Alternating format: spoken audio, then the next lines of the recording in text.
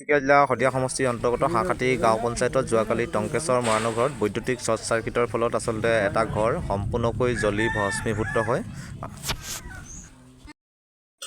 ঘটনাটো কেনেকৈ সংঘটিত হ'ল আচলতে?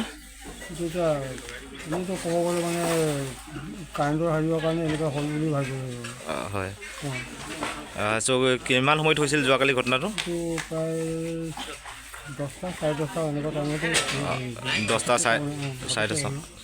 আৰু আপোনাৰ কিমান কি ক্ষয় ক্ষতি আচলতে হৈছে, কি আছে আপোনাৰ?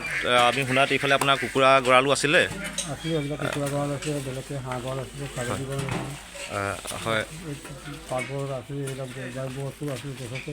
আমি থকা ঘৰতে এইটো কৰিব। হয়, বয় বস্তু কিবা উলিয়াবলৈ আপুনি নাপালোঁ। এনেই আপোনাৰ হাঁহ কুকুৰা বা পশুধন কিমান আছে? এই কুকুৰা প্ৰায় লোকেল কুকুৰা আছে, মানে ব্ৰইলাৰ কুকুৰা নহয়। হয়।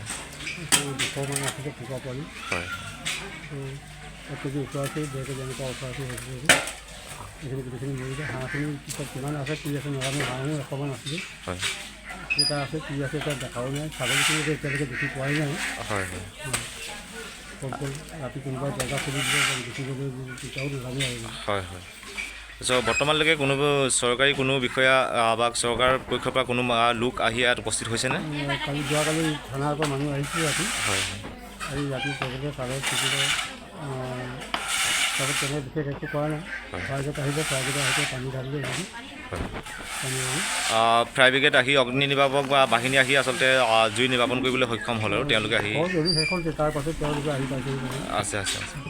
মাটি তলত পৰি থকা যিখিনিহে তেওঁলোকে পানী ঢালিছে। আচ্ছা, তেওঁলোকে বিশেষকৈ ঘৰৰ বাকীখিনি আপোনালোকে আগতেই নুমালে আৰু? হয়। নুমাবলৈতো নোৱাৰিলেও জ্বলি শেষেই হৈ গ'ল। নিজে হাৰিব গ'লে লাষ্টৰ কাৰণে। বৰষুণ জাক আহিলে বৰষুণ জাকে অলপ বচাই দিলে তাৰমানে। আছে।